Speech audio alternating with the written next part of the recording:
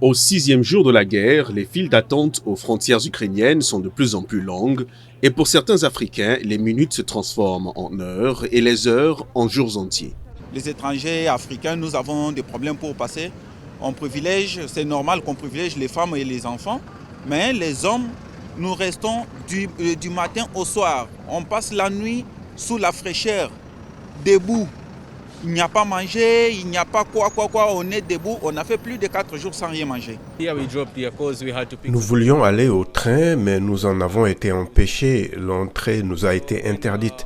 Mais les autres personnes, comme les Ukrainiens, ils pouvaient entrer. L'Organisation internationale pour les migrations a appelé les États à protéger les personnes contraintes de quitter leur foyer en raison des combats et à leur permettre de franchir les frontières de l'Ukraine pour se mettre en sécurité et sans discrimination.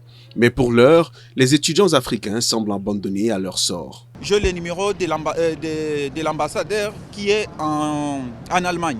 Je l'ai appelé personnellement. Je lui ai dit, je suis ici avec moi 40 Congolais étudiants qui étaient venus étudier ici. Les autres sont en train de venir des autres villes. Voilà la situation que nous rencontrons. On nous refuse la sortie. Qu'est-ce que nous pouvons faire?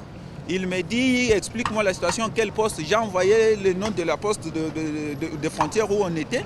Il a dit qu'il allait me contacter et c'était hier à 14 h. Jusque ce matin, il n'a plus rappelé. D'autres Africains, en revanche, sont plus chanceux.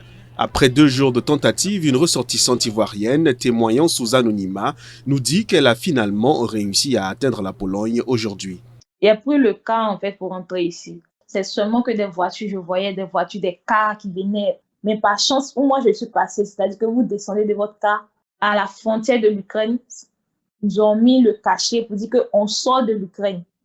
Et quand on a voulu rentrer à Pologne, nous sommes descendus, c'est là maintenant qu'ils ont mis, maintenant ils ont vérifié nos passeports, tout et tout. Si on était vraiment, si on fait partie vraiment des réfugiés de l'Ukraine, et puis maintenant, on met le tampon de visa Schengen. On nous a remis un visa Schengen de 53 jours. Selon l'Organisation internationale pour les migrations, environ 470 000 ressortissants de pays tiers vivent en Ukraine, dont un grand nombre d'étudiants étrangers et des travailleurs migrants.